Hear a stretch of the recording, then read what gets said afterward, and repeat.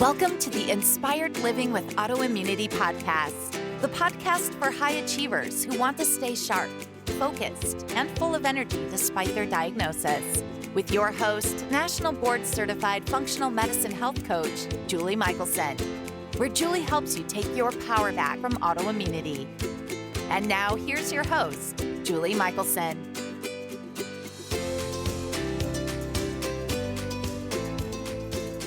Welcome back to the Inspired Living with Autoimmunity podcast. I'm your host, Julie Michelson.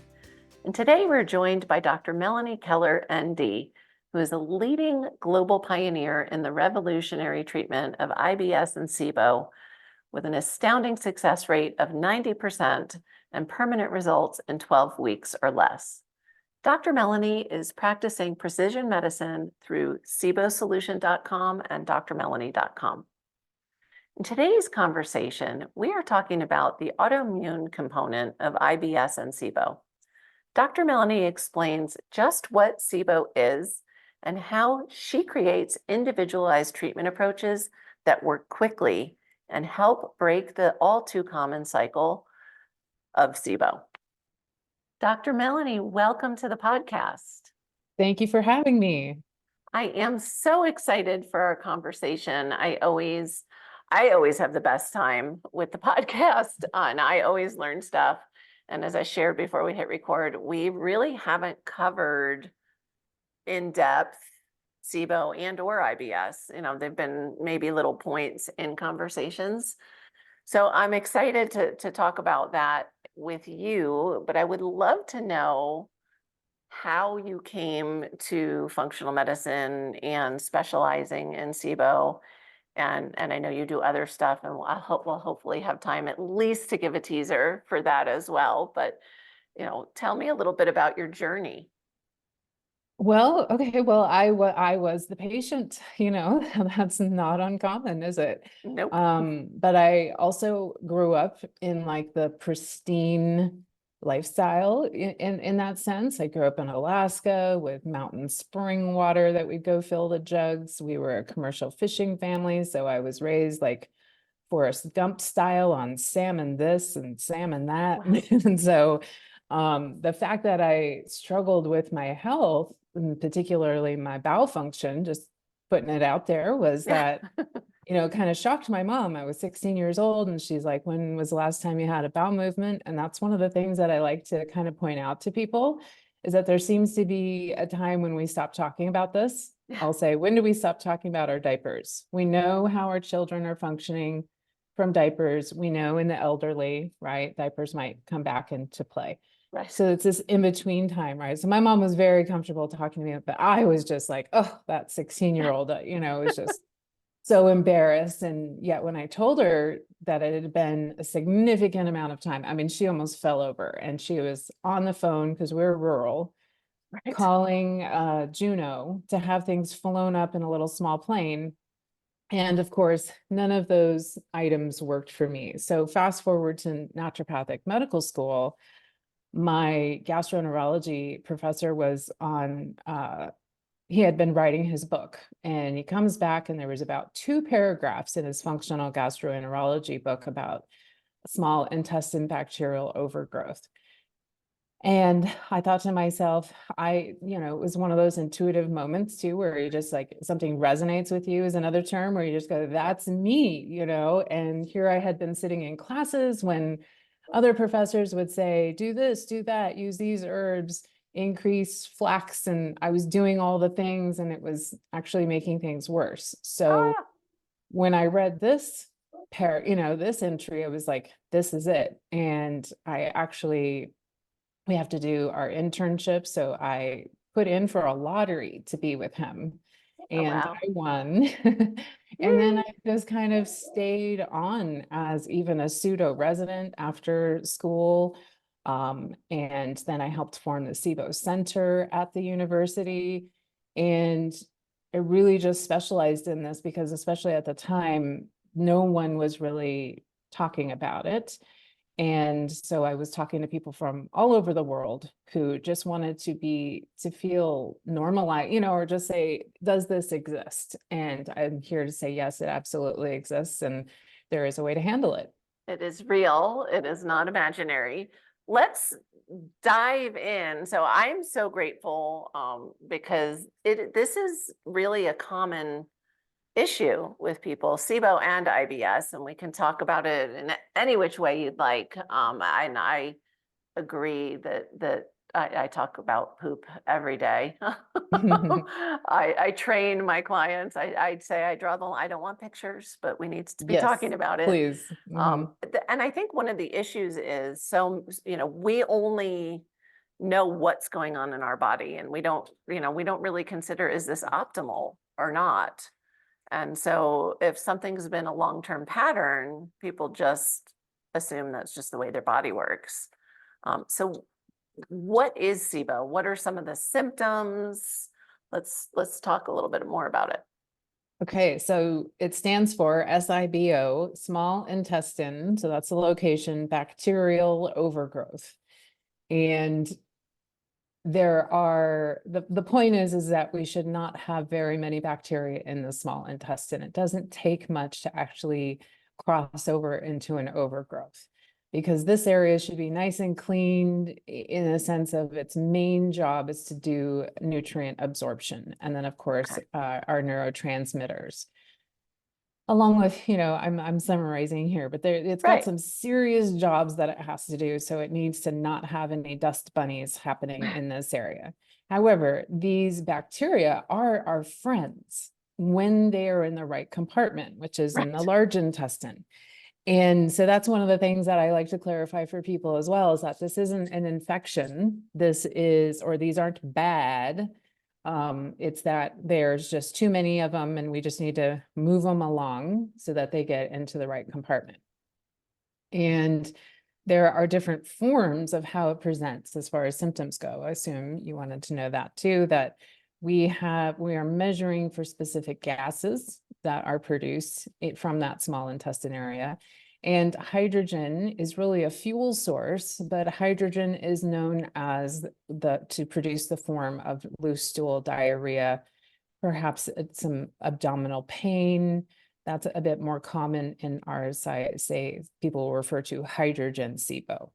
Then we have methane, and methane are tricky little buggers. They actually like to reverse our flow of our our entire colon. It's called reverse peristalsis.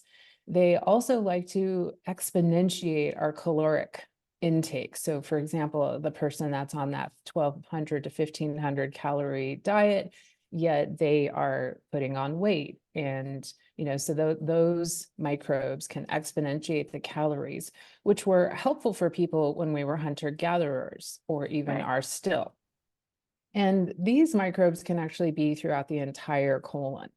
So there are technically SIBO, or some people refer to methane SIBO, but we also have a new term called intestinal methane overgrowth, which encompasses the entire tube, let's say, because methane can be present and affect us in the small intestine, but also in the large intestine. And we also have hydrogen sulfide. So hydrogen sulfide is the stinky little bugger.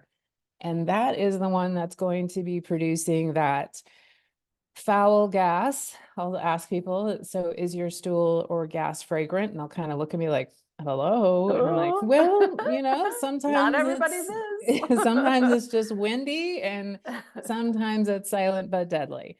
So that's another specific microbe that is actually more leaning towards our diarrheal. So I said hydrogen is a fuel source for hydrogen sulfide. They like 5 hydrogen. And so that is really more predominantly this diarrheal, maybe additional abdominal pain, cramping. Across all boards, we can hear the symptom of bloating, and I'll say that with capital letters and bold. Whether people have visible distension, I've even had men say they feel 9 months pregnant, or if it's just a sensation in their body, either like a water retention type sensation, or they can feel 6 to 9 months pregnant, but you just don't visibly see that distension. And I'm so glad I was like, where's bloating? Oh yeah.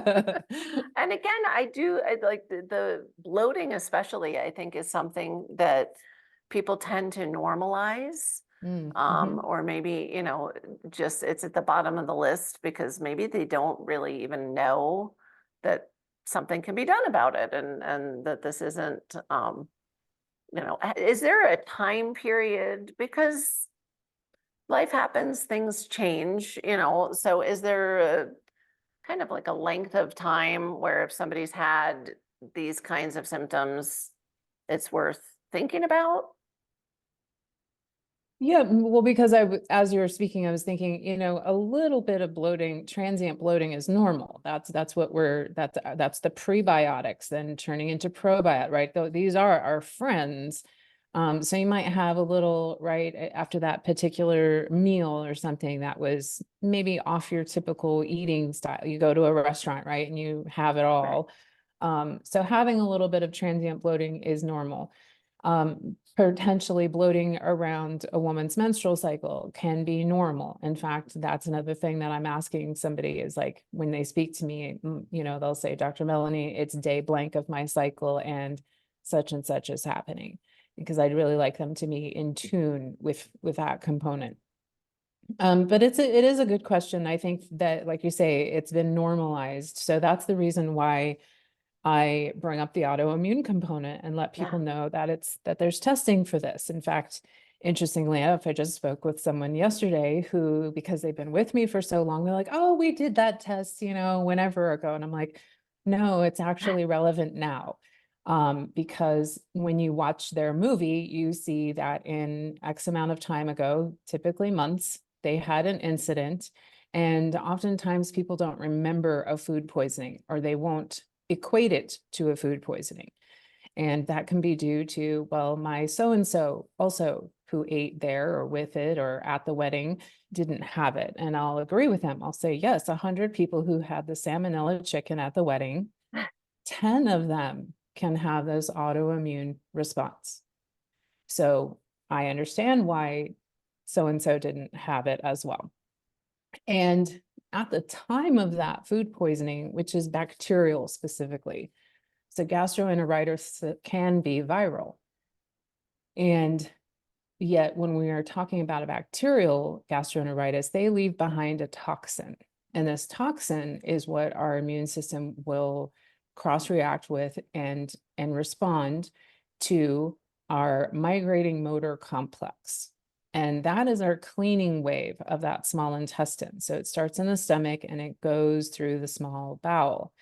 So if somebody has had this autoimmune reaction to that, I call it the light switch of that, migrating motor complex, they could potentially have what I refer to as a skip in the record. Hmm. And that skip in the record can then lead to the propensity to have an overgrowth, because those bacteria can't whoosh on through to the large bowel where they're supposed to be. They just kind of get stuck, and depending on the height or, the number of that antibody test, I can say it could be a little scratch or it could be a groove. And if you have the groove in the record, perhaps you do have to have more things to do. I'll call them I'm putting them in air quotes, the SIBO rules or the SIBO diet or the whatever is out there, because it might pertain to you. But then there's other people who, if they do not have this antibody, or they do not have a significantly, out of reference range antibody, those things may not pertain to them, and they could be doing unnecessary restrictions that we would really like to address. I love that you brought that up, because especially in the autoimmune world, I think, this over restriction is an issue. And as somebody who I have a restricted diet to when to feel my best. But I am always still, even at this point, reintroducing on occasion to see, can I expand out? Because we want the most diverse, nutrient dense diet we can get. And so I love that you said that, because especially, when you are talking people that have gut symptoms, SIBO symptoms, yes, we tend to need some kind of a restriction for some period of time. And so how do you, I know you said, listening to story, but if people, like you said, often aren't connecting the dots between, oh, I had that incident and now I have this kind of chronic seeming thing. Are you testing everybody, and what is the antibody, or like what are you testing? Sure. There's a few things there that so this is technically a test for, we'll say, for IBS. Okay. I was actually at Cedars-Sinai at a time when, and I prefaced by saying this because it's a specific food chain. Chipotle had another incident. Okay. And I was there with the research team, and they were all like, really kind of ironically excited, in the sense that, like, saying, hey, we have this opportunity to test for if this was a bacterial versus it ended up being viral. My Okay. point there being also is that many people will assume that because they're plant-based, oh, I don't eat animal protein, so therefore I don't have that problem. And I'll say, well, have you eaten romaine lettuce in the last I was 5 gonna years? say, or cantaloupe, or I could, like, there's a big list. Yeah. So then they'll kind of, whoa. So back to the fact that this is really specifically treating IBS, and it's very sensitive and specific for diarrhea.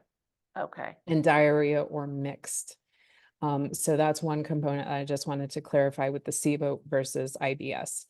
Then because you have IBS, or that's where I call it the skip in the record, then because we can reverse this, then you have that propensity to SIBO. So that overgrowth, or people with IBS, if we look at a Venn diagram, it's around 60 to 80%, depending on the study, that actually have that SIBO is the underlying reasoning for their IBS, because we do know that this is a diagnosis of exclusion. Now, if we have this blood test, though, this is what this research team is very passionate about. And this, of course, is my interpretation. I am not speaking for them, Right. but that they are saying, look, there's an extensive amount of workup that can be very expensive. And if you've seen a 20-something who's had 3 colonoscopies, Right. there's a problem, because they could take this blood test and they could have a simplified diagnosis right then and there and not have to go through this extensive and expensive algorithm. Okay. Wow. So that's how sensitive and specific this is. And while people will, I will say, debate or, have this research-based opinion that you only test people with diarrhea or mixed, I test everyone. So that's to answer that question. Okay. Now, the antibody that we're measuring is the toxin from the bacteria. There are 5 main culprits that release the same toxin. It's called cytolethal distending toxin B, with a little cape. And then we have vinculin. And vinculin is this motor complex nerve. That's what I refer to as the light switch in the migrating motor complex, or this main action of motility. That's another thing I like to clarify for people too, is that this motility, or GI motility, does not equate to what comes out the form of our stool, right? Because we'll have diarrheal patients say, don't stimulate my motility. And I'll explain to them, well, actually, we do want this part cleared out so that it then affects the large intestine component as to the form that comes out. I hope that made sense. And is that why you hear, I have seen and heard, that constipation and diarrhea are not opposite ends of the spectrum necessarily, right? Yeah. So, because we do Absolutely. tend to think, oh, constipation, low motility, diarrhea, hypermotility. That's not the case. Thank you. Yes. I want to say go motility go, in the sense that we want the right, in between our meals. So when we finish eating, there's a specific time where this migrating motor complex is most active. And that includes not having a snack or technically anything caloric, whether it's gum or a tea or something. This is really giving yourself a space after meals to allow this action to happen. And then it's most active while we're sleeping. So we all know how important sleep is, but yes, thank you for that. Is that we want motility. Motility is our friend. And the form of our stool is different. Yeah. Love that. So when you're working with people, you're doing, which I love, because I do think there is test fatigue. And the standard, if you have GI anything, is, they're going to scope you in one direction or another, or both, depending on. And I think often people don't realize, like, they're looking for, specific abnormalities, and they're not going to be catching the majority of what people are suffering with. I Oh, yes, don't correct. usually get answers for things like discomfort, diarrhea, all the things, unless somebody, is diagnosed. I know my son was diagnosed from biopsy for celiac. So things like that, yes, we can eventually get to some answers there. But when it comes to typically IBS, and a lot of colitises and SIBO, especially, they're just going to say, looks good. But correct. However, if I'm working with somebody, it is, and this is with all due professional courtesy and respect to our colleagues, but I am not spending an extended amount of time with somebody without considering them having a proper workup. So for example, I was just thinking of someone where if my go-tos that are, people get results very quickly. And if there's a hesitation there, or even as much as they want to use, alternative, whatever the term is, right, that they want to have this. I just had to explain to somebody recently, I said, look, the reason for the colonoscopy, and this was actually based on my intuition too, because I would have also gone, well, I guess we could go a couple or one more month or one more round or something. But then this moment I thought, oh, what they're looking for is microscopic. They're looking for microscopic colitis. Right. And that I need to know as well, right? I was like, we still need to identify that and treat that differently. That could be overlapping, again, the situation, but it would be best, so, or celiac. So I am not one to immediately tell somebody to go gluten-free if they're not gluten-free. And I've had so many gastroenterologists thank me and even be surprised by that and say, wow, that's really astute of you to know that that shouldn't have been eliminated just as a, without getting proper workup. So. Gotcha. Yeah, I love that. And again, gut health, just like there's often overlapping issues going on, and sometimes it's not, we're not in the, checking the box model, and so I love that you're like, no, actually, I want to know all the things that are going on.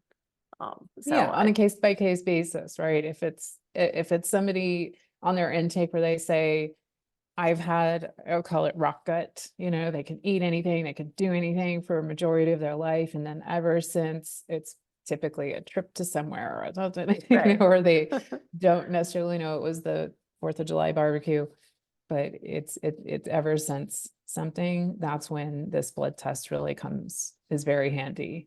Yeah.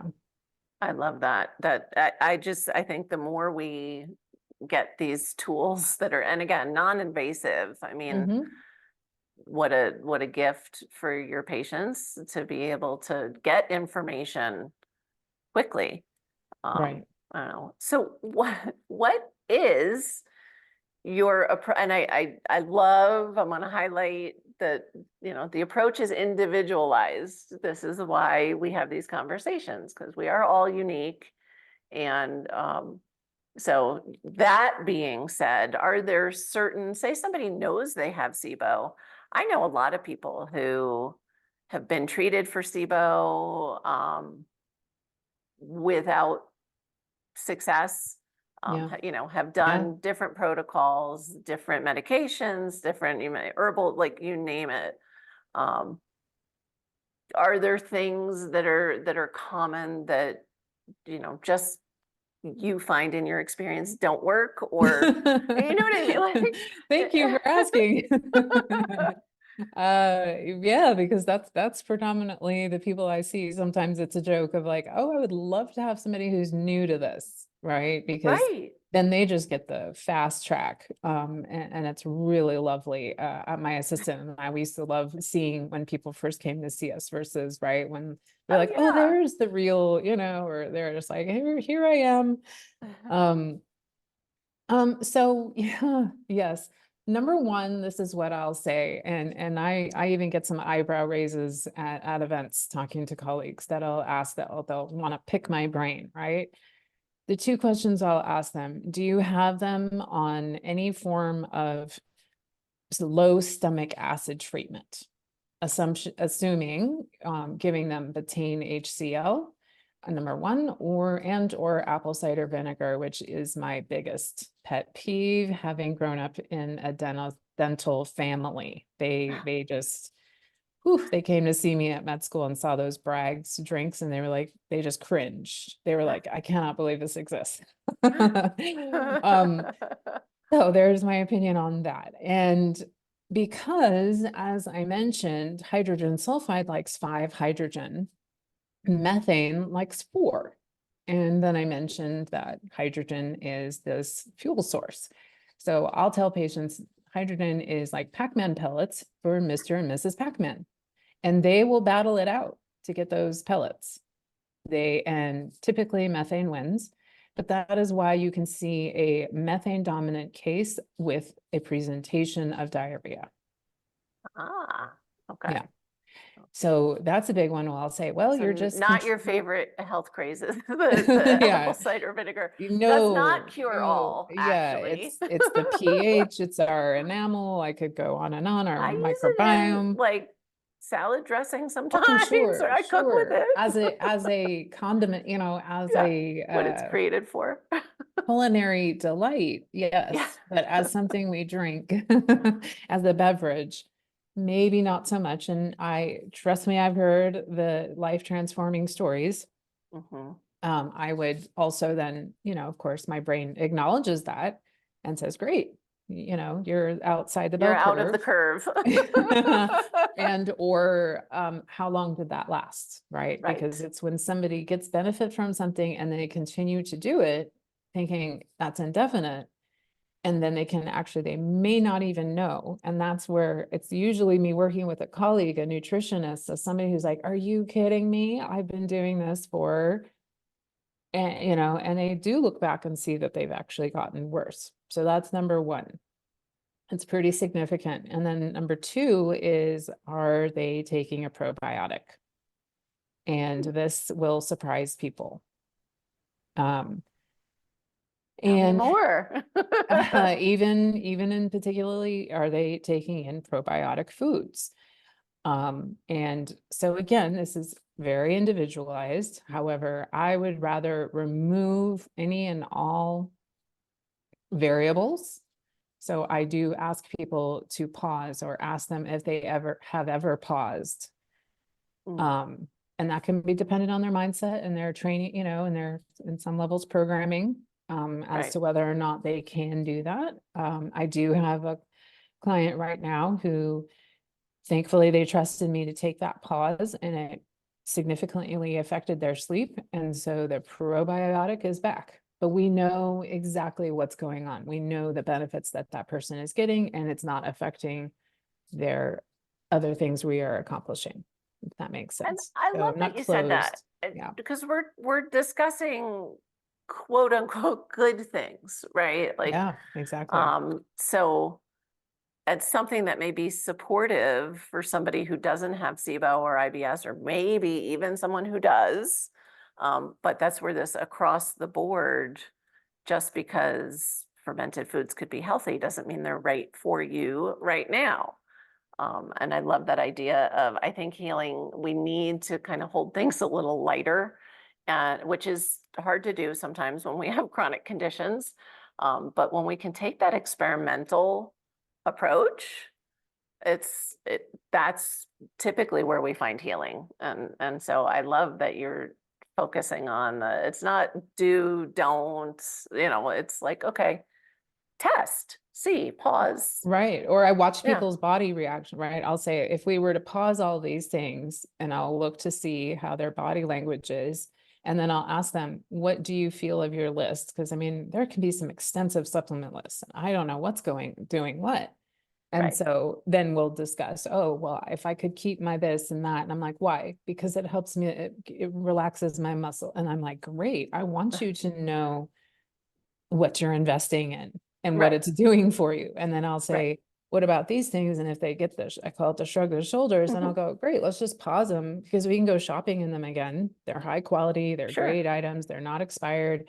We'll just put them on hold so that when we do bring them back into this fresh new system, it will be potentially more clear for you, because not everybody knows that vitamin D and vitamin A are cofactors for thyroid. And what do you know? They could feel like they're actually taking thyroid medication when they're optimally absorbing those fat soluble vitamins and Right. or taking them supplementally. Yeah. Well, and I love that there's not enough conversation around foundational wellness, and then people get so caught up in, I read this article or I heard this podcast, right? Yeah. I'm going to try this. I'm going to take that. I was one of those. And I always joke that my throw spaghetti at the wall approach to healing, clearly I was supposed to continue on and, do what I'm doing now, because I shouldn't have healed with, the disconcerted approach I was taking. I got lucky. I got very lucky, and hopefully helping people do that in a much more orchestrated way, for sure. So I love so these are kind of behind the scenes. Maybe people aren't actually thinking these things are treating their SIBO, but they're not realizing that these things could be feeding or fueling their Yeah, those are things issues. that are fueling, because Yeah. when it also comes to the dietary, or I would prefer to say like eating plans or food, I'll say take all the things you've ever done and stack all the paper, stack them like paper in the air, and then throw it up into the air and pick the things that you like. I was a raw foodist for over a year. There's little things that I've taken from every dietary, specific thing that I've done, that again, I'll just say it may or may not pertain to you. Is it in season? I really wait for blueberry season to eat my blueberries or have them frozen. There aren't things that we necessarily have to do. Some things can be seasonal. Some things even supplements can be on a pulse method. So that's just because again, I'm really speaking to people who already have pristine diets. They may be borderline having orthorexia to begin with. I just had somebody message me say, I'm going on an anniversary trip this weekend. Could I maybe have a sip of wine? Because I've read that if I drink the a sip world of gonna stop alcohol turning? and I'll say, again, this isn't a doctor, it's dependent on somebody's alcohol use, right? But if they are rarely, Sure. if ever, Joy is also healing thank too. you. I'm like, you're going to So that wedding, please have a sip of champagne and a bite of cake. In fact, let's make that if the you goal, can, like, I'll you pass on the cake because I have celiac and Sure. it's just not worth it. Well, but some people are going to these, the gluten-free, dairy-free, vegan, and they have the option and they'll still not have it. Right. Do you see? True. And then Yeah. I'll just say, but just be open to it if you would like to, if that's what's right for you, I love so that.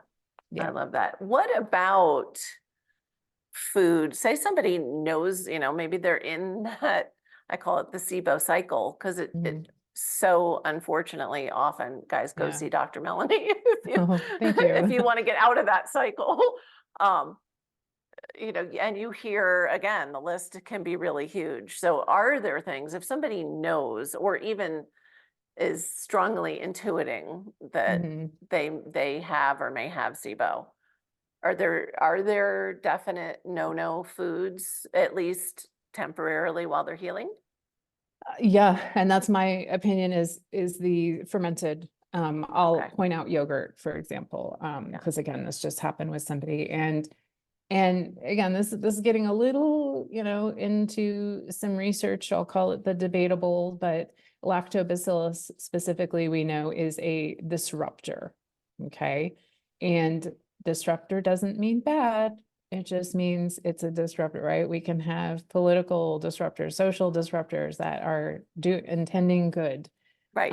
But it could be, gosh, I don't know what's happened, or quite frankly, I hear more often, again, ever since I tried that cottage cheese, once I had the such and such, or I've gone down into even the specifics of an olive with a high powered getting on a private jet. And he's like, oh my gosh, it was the olives. And I was like, wow, even I was surprised, but they were that fine tuned to know. Now, do they have to always eliminate? No, it was just in that moment. And then we were, I really worked specifically with people's epigenetics. So they were able to get in, just kind of go, well, I bet this is what's going on. And, but that was an interesting reflection. So, and again, I don't want people to get too, is this fermented? Is that, And olives can be really good for you. exactly. We're not saying don't eat olives ever either. These are very specific, unique moments in time in somebody's journey. But if that you might say, oh my gosh, that's maybe my journey, then that's who we're speaking to. And then, yeah, that's really the main thing. The other thing that I'll see people that are not doing very much of is having carbohydrates. They've restricted their carbohydrates or their FODMAP, whatever the thing is. In particular, those with methane, if they are on a keto diet. Methane loves fat, specifically saturated fat. So again, it really can be dependent on the person, but, and trust me, I sent somebody out the door after a first appointment saying, will you please go have some potatoes? In fact, there's a Five Guys that, that uses peanut oil. I mean, I was just kind of almost intentionally making it that radical coming from me. Right. And so of course they went home and made their own, and yet, he's a 20-something, and he describes in this testimonial video, he's like, my body lit up. He's like, I felt like an 80-year-old in this 25-year-old body, and just a little bit of potatoes, because he said, he was like, I left that appointment thinking I need a new doctor, because this isn't what anybody else has said. Nobody else said go eat carbs. I'm flying. Every woman listening right now is like, oh my gosh, did I just get permission to eat carbs? Oh yeah, no, I've actually told a woman, I was like, look, or I've even been on a date where I'm like, I'm not going to order the salad, I'm going to get the fries, because that's actually better for my system. Well, and I love we need to remember that our body is giving us information. I can't tell you the amount of people that will tell me, through conversation, eventually connect the dots that when I eat fermented foods, it makes my bloating worse. And it's like, well, but they read it was healthy, right? So that, and so it's like, well, if your body is telling you something and you hear it, listen. Yeah. So I love that. So I'm guessing, because you're healing oriented, that you are saying SIBO doesn't need to be a cyclical issue, that as soon as you stop treatment, your symptoms come back. Oh gosh, no. In fact, I will, and it's not me. I'm not trying to have this ego driven, but it's my observation, right? That I see people get results so quickly. In fact, last year, somebody happened to come and see me right at the holidays, and within 4 days, they were messaging in my private program. They have direct messaging access, and they were like, my family thanks you. And so they were having this horrible constipation, hadn't had, we're talking days between bowel movements. And within 4 days, they were having daily bowel movements. Now they signed up for a 6-month program with me, right?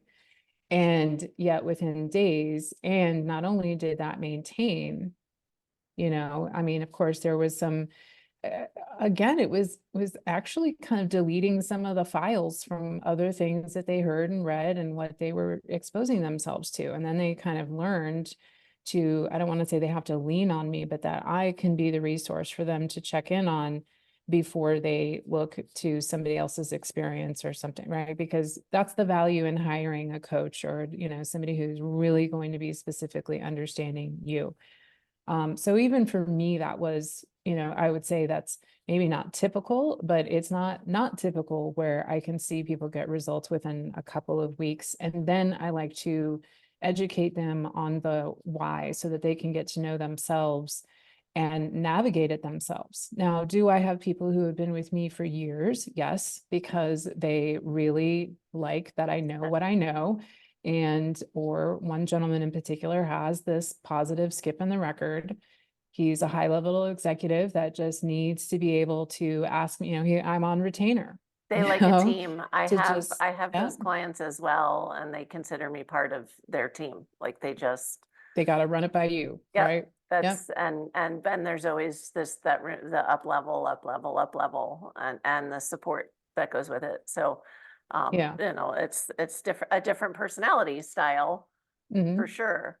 I Mhm. want to touch on almost like a teaser, Okay. because I would love to have you come back to Oh, thank talk you. to us again a little more in depth about intuition and energy. So you Oh, use nice. your intuition in your work Yes. and you use energy in your healing modalities. So I want to just kind of, people don't think, which is interesting because to me, gut is like, it's so obvious, but they don't think of, using those modalities for healing gut. Well, thank you for touching on that because I believe we are all intuitive. Yes. I think that's part of doctors' gifts. I say if we're told to give the diagnosis, but then also give 3 differentials. What else do you think it could be? Right. But also that people who are finding us are intuitive in themselves, that they know that right? I believe in your marketing. It's like, look, if you know that this doesn't have to be your end all be all diagnosis, then I'm the person that, you are drawn to. It's an energy. There's a pull. They somehow find you. They somehow are listening to this podcast right now. And then it's an energy exchange, right? I can tell when somebody, I often have people break down in tears when I tell them to kind of throw the dietary rules in the air. And it's like this aha moment in their body where they can be free for even just a moment and or have that confirmation with someone. Then it goes even deeper when I would say I was in the woo closet in the sense that I was just like, oh, wait a minute, Woo this isn't closet. evidence-based and et cetera. However, what I found in doing a quick little talk at a summit is that there is really profound evidence. In fact, especially during COVID, they did a lot of distance healing work and it's often Reiki that they're testing, and there's, double blinded. It's pretty profound how much information there is out there. And then of course, I can't help but acknowledge what I've witnessed. Now, I'm not putting any lean or spin or expectations into the energy work. I like to remain very neutral, because even placebo is powerful, as we know. Sure. But what's interesting to me is in getting people's feedback that that it's pretty remarkable. I'll give a quick example of somebody that was not fully avoiding gluten. We had confirmation from the gastro that they were going to do a gluten challenge. And that can be up to the equivalent of a piece of, I like to use sprouted grain bread, 2 pieces per day for 21 days. And so we did this energy work around this, and I asked them even kind of for that individual and their guides and what was needed for them. And some very clear messages came through. And I delivered these messages to this person who then utilized. Now, Julie, I was expecting to hear from this person within maybe the first piece of bread, or, like I was Right. really not even the full piece of bread, or et cetera, because of their history. and was almost like waiting, right, for the messages. And they got through the challenge, they got through the workup, and they were negative. But also, that at least rules out the celiac, but they also didn't have the non-celiac gluten sensitivity symptoms either, which even right now, even as I'm telling you, I'm blown away by. Right. And I was like, well, can I really attribute that to like my science brain was on one end, and at the same time, my clinical observation was, yeah, this is what happened. And even in my own health and something I was going through, and the very, very stringent UCLA professor, specialist I was seeing tried and was like, okay, what are you doing? What is different? I know you're a naturopath, but there's more to it than that. So they had to go that far with me before I actually had my book from my energy work mentor with me that day. And I was like, energy work? And her reaction was a little, oh, but she went, keep doing it. And I was like, oh, love it. Thank you. Yeah. Yeah. And I love that you said it is true. When it comes to energy work, mindset, creating new neural pathways, all the like, we think of it as woo and new, and yet it's really where medicine came from to begin with. It is the oldest practice of medicine and so important. And I joke, I'm like, gosh, I really wasn't a good coach. I mean, people got results, but when I started, I had all the right components, but I was doing that work. Like I was getting to that work, right? Like I was starting with the food and the this and the, and now I front load all of that. Why not make the healing faster, easier, better by working on that stuff in the beginning, identifying at least and opening that door in the beginning. Oh, nice. Yeah. And so Yeah. I love that, I understand especially, Miss Science Based, the kind of like, oh, I'm doing energy work, And the best part is when, the case study you just shared with us, where it wasn't even your expectation that they'd get through a challenge. Because you weren't putting your stuff in there. You were just doing the work. Yeah. And now I get to propose, I actually proposed this to one of our colleagues in looking at biological age. I said, what if we can do this, in terms of, and again, I like to isolate, but I was like, what if we only did energy work? And how does our methylation and et cetera? So yeah, I would love to chat more. Come back and talk more about that, because I really do. That's such a powerful part of epigenetics. Yes, lifestyle is huge, but it's also patterns and, so I think we would have a lot to talk about that. And I know listeners would want to hear it, and because, they're trained, they get all kinds of stuff on here. And so, nice. Yeah. Lucky. So here comes the question people tend to struggle with, okay, which is, what is one step that listeners can take today to start to improve their health? It could be anything. I've been on a water kick. And this, even as I say it, but it's really important where we're sourcing our water. So I will simplify it and say that either we're drinking spring water, reverse osmosis with added, I really like to use specific electrolytes from seawater. So that's one thing where I just like to ask people if they can either be mindful of their water, where is it sourced from, and what is their, the frequency, the amount that they're using. That'll be a little. I'm not supposed to, but also, what are you drinking it out of? Oh gosh, yes, thank you. And then again, we can expand on the energy. What's the energy of the water? Because we can also make adjustments to that. I love it. Oh, I can't wait to dig in further.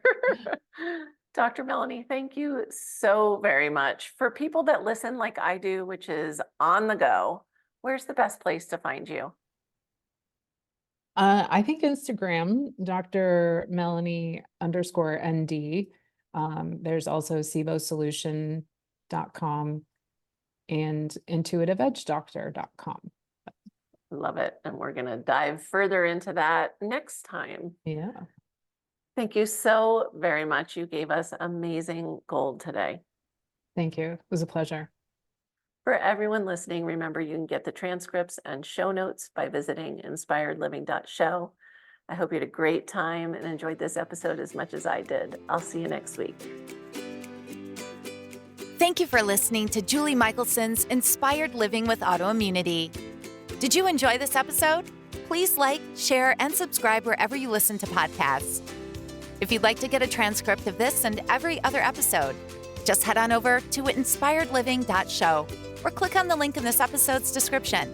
There, you can also find everything we discussed in this episode, including links and information about our guest. You can even send in your questions to be answered by Julie in a future episode. That's inspiredliving.show. Until next time, this is Julie Michelson's Inspired Living with Autoimmunity podcast, helping you take your power back.